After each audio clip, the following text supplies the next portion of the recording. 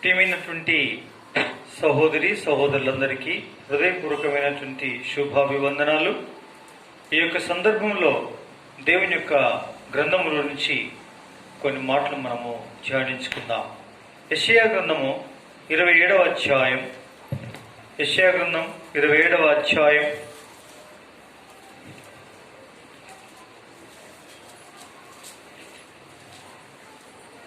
మొదటి వచనాన్ని మనమందరం కలిసి ఏకకంఠముగా చదువుకుందాం. ఆ దినమున యెహోవా గట్టిదై గొప్పదై బలమైన తన ఖడ్గం పట్టుకొనును. తీరు సర్పమైన మకరమును వంకర సర్పమైన మకరమును ఆయన దండించును. సముద్రం మీదనున్న మకరమును సంహరించును. ఈ చదవబడిన లేఖన భాగమును ప్రభు దీవించి ఆశీర్వదించునుగాక. గమనించండి, ఇక్కడ ఆ దినమున యెహోవా గట్టిదై గొప్పదై బలమైన తన ఖడ్గం పట్టుకొనును. గమనించండి, ఎందుకు అంటే తీవ్ర సర్పమైన మకరమును వంకర సర్పమైన మకరమును ఆయన దండించును. సముద్రం మీదనున్న మకరమును సంహరించును. గమనించండి పిల్లరా, ఆయన పట్టిన ఖడ్గము కంటే ముందు మనం ఈ మకరములను చూడవలసిన వారం. అయితే ఇక్కడ 3 రకములైనటువంటి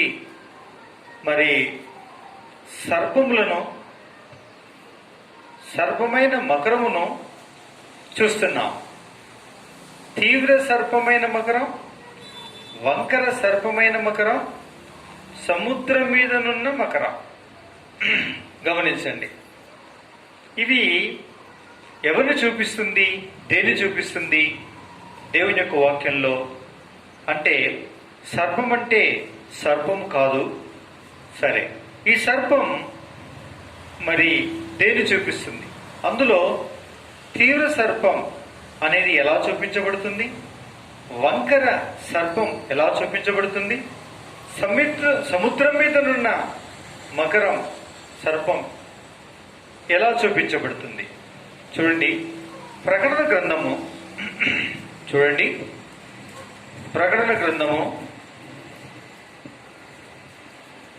12వ అధ్యాయం 12వ అధ్యాయం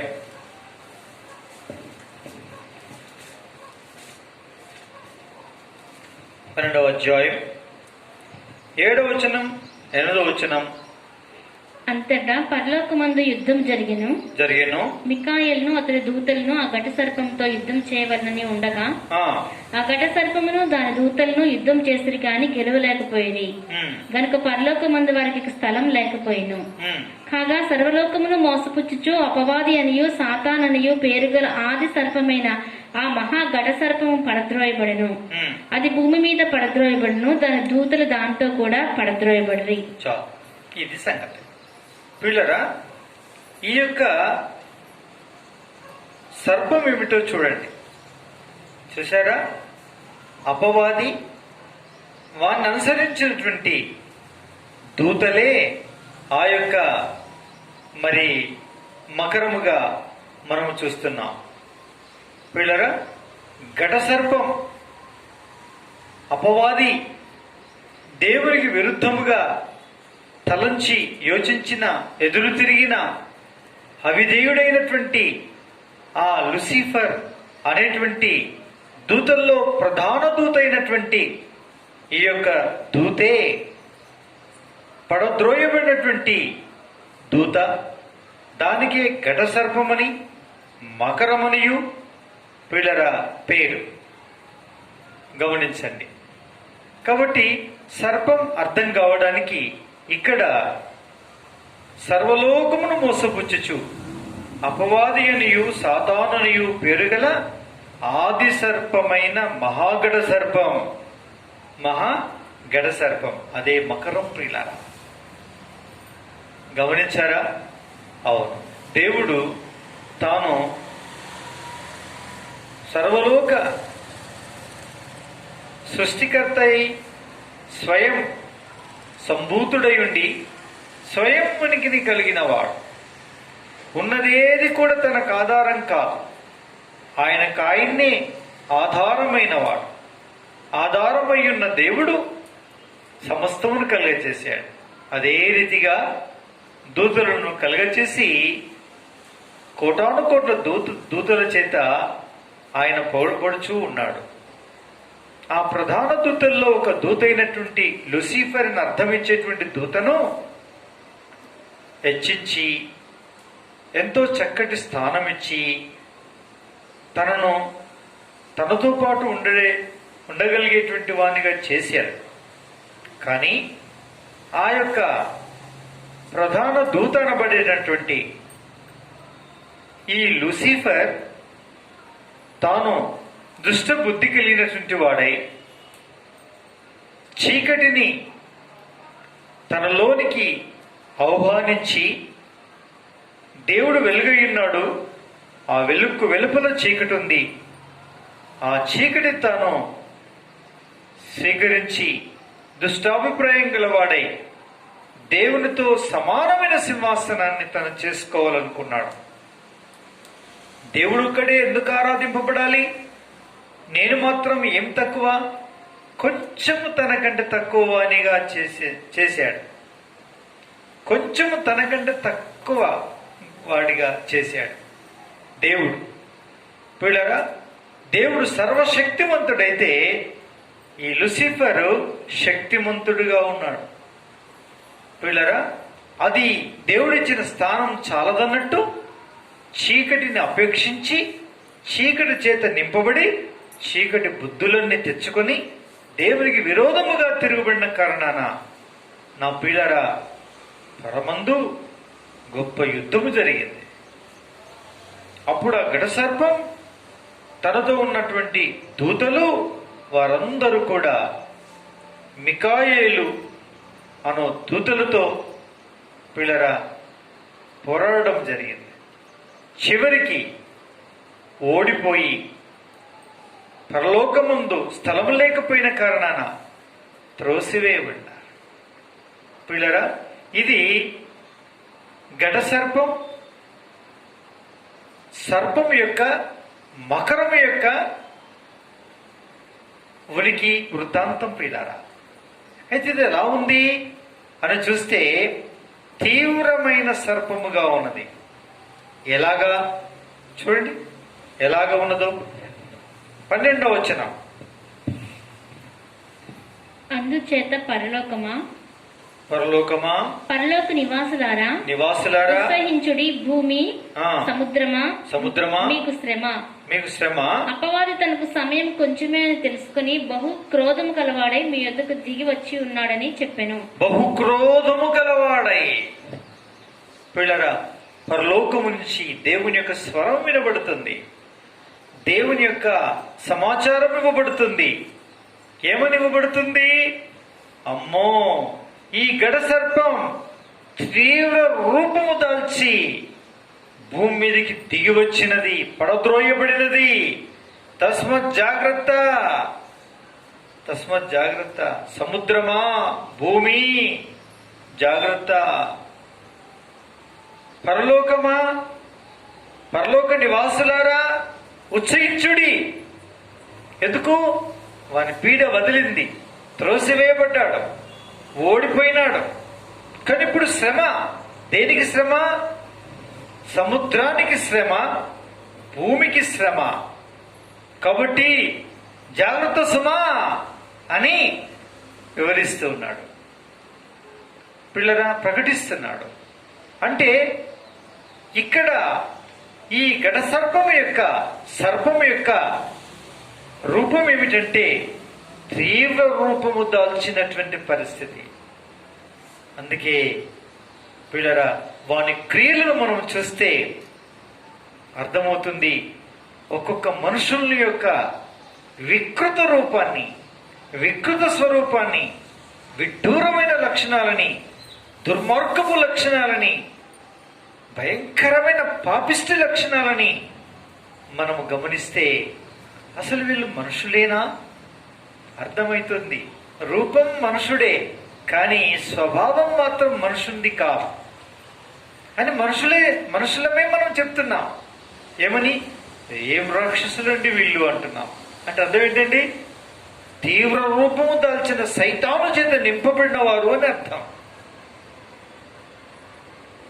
ఆగ్రహం, బహు వినాశనాన్ని కలిగించే కోపం, కషి, కక్ష, కార్పణ్యం, రక్తం, నరునిది కళ్ళ చూసేటువంటి స్వభావం, అక్రమ సంబంధం, వ్యభిచారం, విచ్చలవిడి త్రాగుబోతనం, త్రాగుబోతు విందులు, వాటి వల్ల కలిగే భయంకరమైనటువంటి భయానకాన్ని కలిగించేటువంటి స్వభావ లక్షణాలన్నీ కూడా పిల్లరా ఈ తీవ్ర సర్పం యొక్క లక్షణాలు. పిల్లరా, తీవ్రమైన సర్పముగా అనేకులలో ప్రవేశించి పిల్లరా ఈ విధమైనటువంటి భయంకరమైన వికృత రూపాన్ని దాల్చి వాడు మనుషుల్లో ప్రవేశించి ఇటు విడ్డూరాలను జరిగిస్తున్నాడు.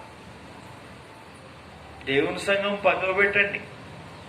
ఎన్నో దేశాల్లో ఈ దినం సైతాను సంఘాలే బయలుదేరినాయి. డైరెక్ట్ సైతాను సంఘాల్లో ముఖ్యంగా ఆ సైతాను యొక్క ఆత్మను పొందినటువంటి ప్రధానమైన వాడు ఎవరైతే ఉంటారో వాడు కోరుకునే కోరిక ఏంటంటే నరులను బలిచ్చుట ద్వారా తనను ఆరాధించమని కోరుతూ ఉంటాడు. దాని ఉచ్చులో చిక్కుకున్న మనుషులు వాడు చెప్పినట్టే విని ఎంతోమంది తన కుమారులను, ఎంతెంతో మంది మనుషులను వీళ్ళరా ఆ యొక్క సైతాను సంఘాల్లో రహస్యంగా జరిగించేటువంటి ఇలాంటి సైతాను సంఘాల ఆరాధనలలో నరులను బలించి నరుల యొక్క రక్తాన్ని ఓడుస్తున్నారు. ఎప్పుడు అనుకుంటున్నారు? ఈ దినాల్లో అది జరుగుతుంది అనేక దేశాల్లో. నా ప్రియమైనటువంటి వాళ్ళరా, ఎందుకు తెలుసా? వాని కాలం సమీపించి ఉన్నదని ఎరిగి వాడు తీవ్ర రూపమును దాల్చి తీవ్రమైనటువంటి ఆగ్రహము కలిగినటువంటి సర్పముగా విషము మనుషుల మీద విరజుమ్మి వాడు ఏమి చేటకైనా కూడా తెగించి నానా రకాలైనటువంటి కార్యాలు చేస్తూ ఉన్నాడండి. చూసారా?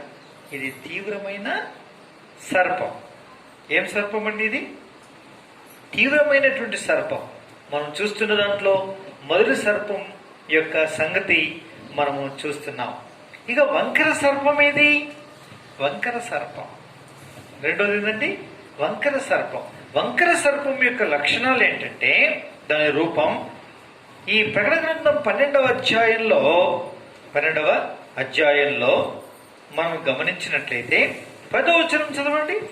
మరియు ఒక గొప్ప స్వరం పరలోకమందు ఇలాగ చెప్పుట వింటిని, రాత్రింబగళ్ళు మన దేవుని ఎదుట మన సహోదరుల మీద నేరం మోపువాడైన అపవాది పడద్రోయబడి ఉన్నాడు గనుక ఇప్పుడు రక్షణయు శక్తియు రాజ్యమును మన దేవుని వాయను, ఇప్పుడు అధికారము ఆయన క్రీస్తు దాయను. చాలండి. ఇక్కడ రాత్రింబగళ్ళు మన దేవుని ఎదుట మన సహోదరుల మీద నేరము మోపువాడైన అపవాది. నేరములు మోపేటువంటి అంటే వంకర మాటలు మాట్లాడి, అట్లా అనుకోకు, నేను అట్లా అని చెప్తున్నాను అనుకోవాల్సిన పని లేదు. కానీ నేను చెప్పేది వాస్తవమో కాదో నీకే 4 రోజులు నాకు తెలుస్తుంది. అందుకే అది అంటే ఈ యొక్క తీవ్ర సర్పం పిల్లరా లోకములో ఉండేటువంటి పాపములో ఉండేటువంటి మనుషుల మీద మరీ విజృంభించి తన విషం కక్కుతూ ఉంటే ఈ వంకర సర్పం ఏం చేస్తుందంటే అట్టి విషం విరజిమ్మడానికి, అట్టి వికృత రూపము చూపి ఆగ్రహాన్ని వ్యక్తపరచడానికి దేవుని బిడ్డలు కాబట్టి ఆ రూపము ఆ రకంగానే చేయటానికి వానికి వల్ల పడదు. అందుకే వంకర నడక నడిచేటువంటి సర్పరూపపు లక్షణాలు కలిగిన వ్యక్తి వంకర మాటల చేతను సగం నిజం సగం అబద్ధం, సగం లోకం సగం దేవుడు. నులివెచ్చని జీవితం, నులివెచ్చని జీవితం. ఇదంతా వంకర మార్గం. అంటే ఎలా మనల్ని మోసగించేవాడుగా ఉన్నాడు? ఎవరండి? అపవాది. ఎవరిని మోసగించేవాడుగా ఉన్నాడు? ఆ వంకర సర్పముగా ఎవరి మధ్యన నివాసము చేయనైనాడు, ఎవరి మధ్యన సంచరించేవాడుగా ఉన్నాడు. పిల్లరా, తీవ్ర సర్పముగా మన మధ్యన సంచరిస్తే యేసు నామములో గద్దిస్తాం మనం. సైతానా, యేసు రక్తం చేయి, సిలువ రక్తం చేయి, ఏం చేస్తావు వచ్చేయి, నీ వల్లేం కాదు అని గద్దిచ్చేస్తాం. పిల్లరా, అయితే ఆ రకంగా పనిచేయడు. ఇక్కడ ఎట్లా పనిచేస్తాడంటే వంకర విధానంలో పనిచేస్తాడు. వంకర విధానంలో, వంకర విధానం, వంకర మాటలు. మొట్టమొదలున ఆది పురుషులైనటువంటి మన యొక్క పితరులైనటువంటి ఆదాము వాళ్ళ దగ్గర పిల్లరా నిదానముగా వంకరొంకరగా ప్రాకుకుంటా చెట్టు మీదికి వచ్చి చక్కగా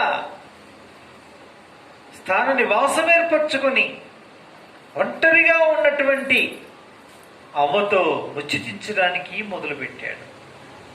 ఇది నిజమా? ఇదే వాని వంకర మాట. అనుమానాస్పదం కలిగించబడమే, అనుమానమే. ఒక సహోదరుని మీద ఒక సహోదరుడు, ఒక సహోదరి మీద ఒక సహోదరి, సేవకుని మీద విశ్వాసుల మీద సేవకుడు, ఒకరికొకరికి మధ్యలో ప్రేమానుబంధాలు లేని విధానంలో, అనుమానములను కలిగించేటువంటి విధానములో వాడు మన హృదయాల్లో, మన చెవుల్లో వాని స్వరం విత్తడమే, వినిపించడమే వంకర సర్పము యొక్క లక్షణం. పిల్లరా, వంకర సర్పము యొక్క లక్షణం. ఇది నిజమా అన్నాడు. ఇది నిజమా అన్నాడు. ఒకసారి చూడు అన్నాడు. ఒక్కసారి చూడు. అందుకే దేవుని ప్రజలైనటువంటి వారిని ఒక్కసారి సెల్ ఓపెన్ చేయి, ఒక్కసారి యూట్యూబ్లోకి వెళ్ళు, ఒక్కసారి ఫలానా దాన్ని నొక్కు, ఫలాన్ని చూడు, ఏం కదలే. దాని వెనకాల ఎన్నెన్నో లింకులు వచ్చిన కారణాన ఇక మనుషుడు అసలుది వాక్యము చూసేదానికి బదులుగా, అసలు వర్తమానం వినేదానికి బదులుగా క్షణాలు, నిమిషాలు, గంట అయిపోద్ది వినిపించుకోలేడు. పిల్లరా, ఏవేవిటినో చూపిస్తాడు, వేటినో వినిపిస్తాడు, వేటినో ఎక్కడెక్కడో తీసుకొని పోతాడు. పిల్లరా, ఇవన్నీ ఎవరి మార్గాలు? అపవాది అయినటువంటి సర్పము యొక్క వంకర మార్గం. పిల్లరా, ఆ రీతిగా మనల్ని మోసగించేవాడైనాడు. ముసలమ్మ ముచ్చట్లు, మనుషులందరికీ ఇష్టాతి ఇష్టమైనటువంటి ముచ్చట్లు ఏంటంటే సాడీలు, ఒకరి మీద లేని వాటిని పుట్టించి చెప్పేటువంటి మాటలంటే ఎంత ఇష్టమో, వాటికి ఎంత మూతులు సాపి చెవులిక్కరించి వినడానికి ఇష్టపడతారంటే ఆ సంభాషణ అందరి తర్వాత ప్రార్థన చేసుకుందాం అక్క, ప్రార్థన చేసుకుందామా అన్న అనే మాట రాకుండా చేసేస్తారండి. ఇదే వంకర సర్పం యొక్క విధానం. ఇవే సంఘములో ప్రవేశించినవి, ఇవే నీ హృదయంలో ప్రవేశించినవి, ఇవే మన కుటుంబాల్లో ప్రవేశించినవి, ఇవే క్రైస్తవ లోకములో ప్రవేశించినవి. ఇవే ఈర్ష, కషి, కక్ష, కార్పణ్యములను పిల్లల సహోదరుల మీద నేరములు మోపేటువంటి వక్రమైనటువంటి సర్పముగా పనిచేసి మనని తప్పుదారి పట్టిస్తూ ఉంది. ఇది నిజమా? ఇదంటే ఏమి కాదు, ఇది తింటే ఏమి కాదు, ఒక్కసారే మీరు చావనే చావరు. ఎంతో మంది ఎన్ని చూస్తున్నారు, ఎంతమంది ఎన్ని పాడుతున్నారు, ఎన్ని త్రాగుతున్నారు, ఎంతమంది ఎన్ని అనుభవిస్తున్నారు. ఈ సంగతులన్నీ అసలు మీకు తెలియదా? మీకు తెలుసా అసలు? అయ్యయ్యో, తెలుసు కదా. కాబట్టి నానా విధములుగా ఈ వక్ర సర్పం మన మధ్యన సంచారము చేస్తూ మనల్ని భయంకరమైన బీభత్సలను నడిపించేదిగా ఉంది. గమనించండి పిల్లరా, ఇది వంకర సర్పం. ఇంకో సర్పం ఏమి సర్పం అండి? సముద్రము మీద. చూడండి ఏమనుందో 27వ అధ్యాయం యెషయా గ్రంథం చివరి వరుస. సముద్రం మీదనున్న మకరమును సంహరించుము. సముద్రం మీదున్న మకరం. ఏం మకరం అండి ఇది? సముద్రం మీదున్న మకరం. ఈ సముద్రం మీదున్న మకరం అంటే ఇదేంటండి? ప్రకటన గ్రంథం చూడండి. ప్రకటన గ్రంథము 17వ అధ్యాయం మొదటి వచనం చదవండి. మొదటి వచనం. ఆ 7 పాత్రలను పట్టుకొని ఉన్న 7 దేవదూతల్లో ఒకడు వచ్చి నాతో మాట్లాడుచు ఇలాగ చెప్పాను, నీవిక్కడికి రమ్ము. విస్తార జలముల మీద కూర్చున్న మహావేశ్యకు చేయబడు తీర్పు నీకు కనపరచెదను. చాలా పిల్లలు, విస్తార జలముల మీద కూర్చున్నా అంటే సముద్రం మీద కూర్చున్నా, జలాల మీద కూర్చున్నటువంటి ఈ భయంకరమైన వేశ్యను నీకు చూపిస్తాను రా అని తీసుకుని వెళ్ళాడట. చూసారా? సముద్రం అంటే జలం. జలం అంటే అర్థం ఏంటండి? గమనించండి. 15వ వచనంలో అదే అధ్యాయంలో అదే ప్రకటన గ్రంథంలో ఇలా రాయబడింది. మరియు ఆ దూత నాతో ఇలాగ చెప్పాను, ఆ వేశ్య కూర్చున్న చోట నీవు చూచిన జలములు ప్రజలను, జన సమూహములను, జనములను, ఆయా భాషలు మాట్లాడేవారిని సూచించును. వినారా? చూడండి, జలం ఎన్నింటి చూపిస్తుందో ఇక్కడ. జలములు ప్రజలను, సమూహములను, జనములను, ఆయా భాషలు మాట్లాడు వారిని సూచించును. జలములు మనుషులను చూపిస్తుంది. ఒక్క మాట చెప్పాలంటే జనులను చూపిస్తుంది, ప్రజలను చూపిస్తుంది, సమూహములను చూపిస్తుంది, జన సమూహములను చూపిస్తుంది, ఆయా భాషలు మాట్లాడు వారిని చూపిస్తుంది. ఈ జనాల మీద ఈ జలముల మీద కూర్చున్నది వేశ్య అంటే ఎవరు కూర్చున్నారు? యావత్ భూలోకములో ఉండే ప్రజల మీద, జన సమూహముల మీద, జనముల మీద, ఆయా భాషల్లో మాట్లాడు వారి అందరి మీద, భూమి మీద ఏ మారుమూలకున్నా ఉండవచ్చు, ఏ అడవి ప్రాంతాల్లో, గుట్ట ప్రాంతాల్లో ఉండవచ్చు, వారందరి మీద కూర్చున్నటువంటి భయంకరమైనటువంటి వేశ్యను ఘట సర్పంతో పోల్చేయండి. గమనించండి, ఈ ఘట సర్పం జలముల మీద కూర్చుంది. అంటే జలం మీద అంటే జలముల మీద కూర్చుందా? సముద్రంలో అంటే సముద్రం మీద కూర్చుందా? కాదు. ఆ జలములు ఎవరో కాదు, ఏ కోవకు సంబంధించిన వ్యక్తుల్ని కూడా వదిలిపెట్టకుండా అన్ని రకాలైన, అన్ని డిపార్ట్మెంట్స్, అన్ని తెగలు, అన్ని మతములు, అన్ని జాతులు, అన్ని రకాల, అన్ని భాషలు మాట్లాడు ప్రపంచమంతటా చెల్లా చెదిరిన జనాలందరి మీద ఎవరు కూర్చున్నారు? పిల్లరా, అపవాది హాయిగా కూర్చున్నాడు. గడసర్పము కూర్చుంది. ఈ మకరం సముద్రం మీద కూర్చున్న మకరం. చూసారా? కాబట్టి నా ప్రియమైనటువంటి వాళ్ళరా, అది లేని చోటు లేదు, అది వశపరచుకోలేని చోటు లేదు. అందుకే ఓ భూమి, ఓ జలం, సముద్రములారా, మీకు శ్రమ కలుగుతుంది అని చెప్పాడు. చూసారా? కాబట్టి నా ప్రియులారా, భూమి అంటే ఎవరో కాదు, మట్టిలో నుంచి తీసిన మనుషులే. సముద్రం అంటే ఎవరో కాదు పిల్లరా, ఆయన కలుగజేసినటువంటి మనుషులే.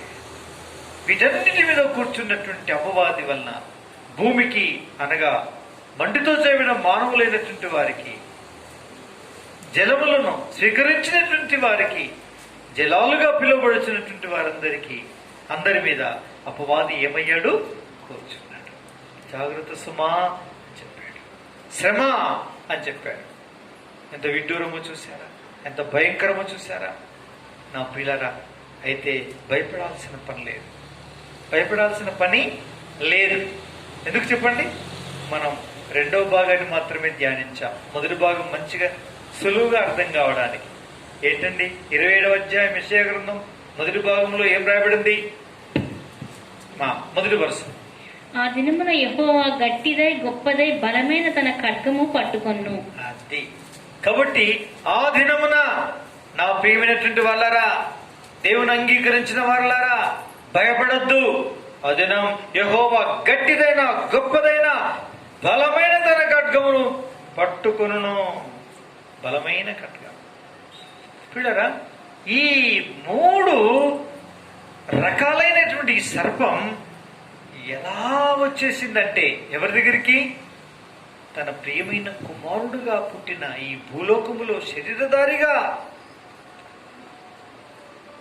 ఉండి నీటి బాప్తిసములో సాక్ష్యమిచ్చినటువంటి, యోహాను చేత సాక్ష్యం పొందినటువంటి, బాప్తిజం తీసుకున్న వెంటనే, గడ్డకొచ్చిన వెంటనే పిల్లరా శోధింపబడుటకు అపవాది చేత అరణ్యంలోనికి కొనిపోబడినాడు. అట్టి వాని దగ్గరికి, అట్టి క్రీస్తు యేసు ప్రభు వారి దగ్గరికి ఎవరొచ్చారు? అపవాది వచ్చాడు. అపవాది వచ్చాడు.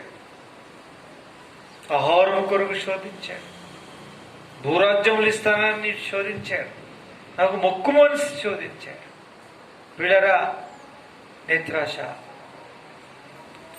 శరీరాశ, జీవబుడం మనం ఆ 3 సూత్రముల చేత క్రీస్తు యేసు ప్రభు వారిని పిల్లరా శోధించడానికి వచ్చిన అపవాదిని, ఆ అపవాదితో ఆయన ఎలా జయించగలిగాడండి? మనుషుడు రొట్టె వలన మాత్రము కాదు, కానీ దేవుని నోటి నుంచి వచ్చు ప్రతి మాట వలన జీవించునని చెప్పాడు. అనగా దేవుడి వాక్యము చేత సైతాను యొక్క శోధనను, ఆ వాడు పన్నిన కుతంత్రాన్ని పటాపంచలం చేసేసాడు.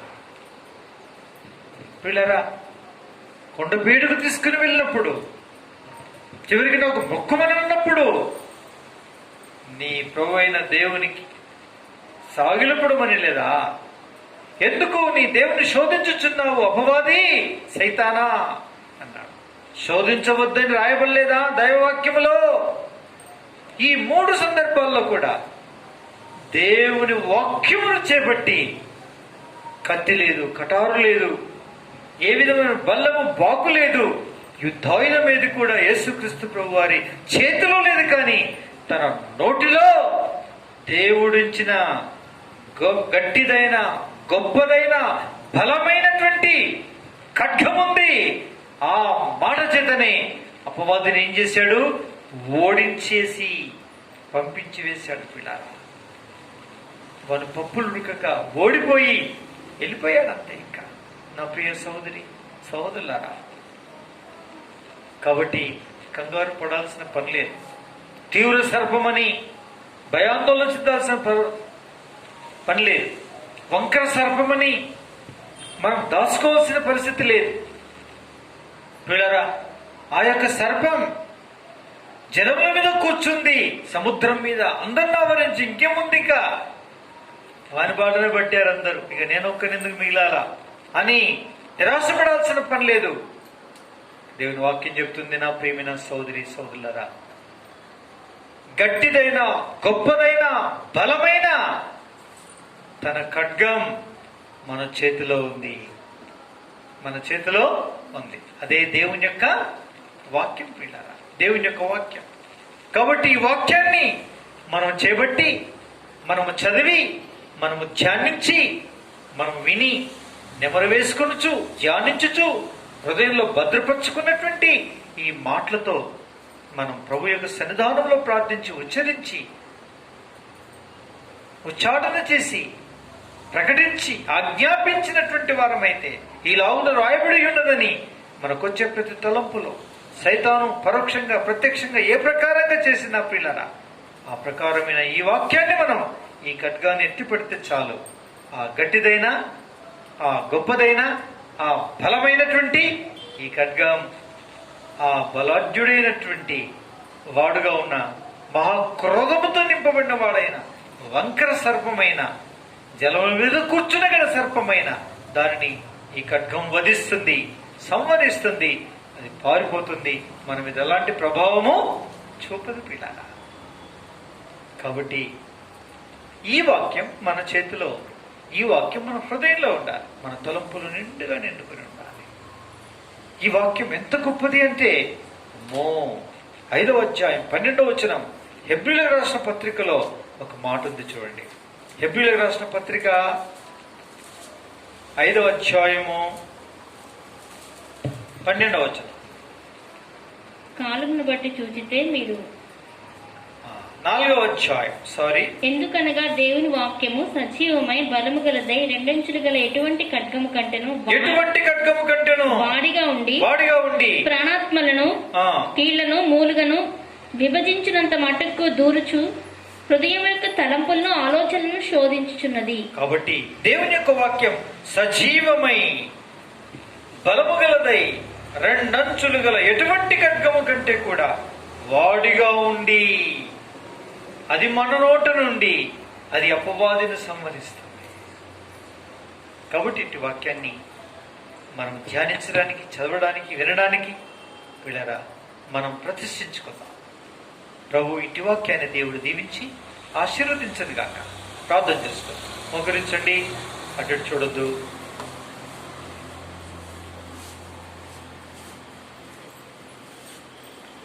ప్రార్థన చేసేసుకోండి.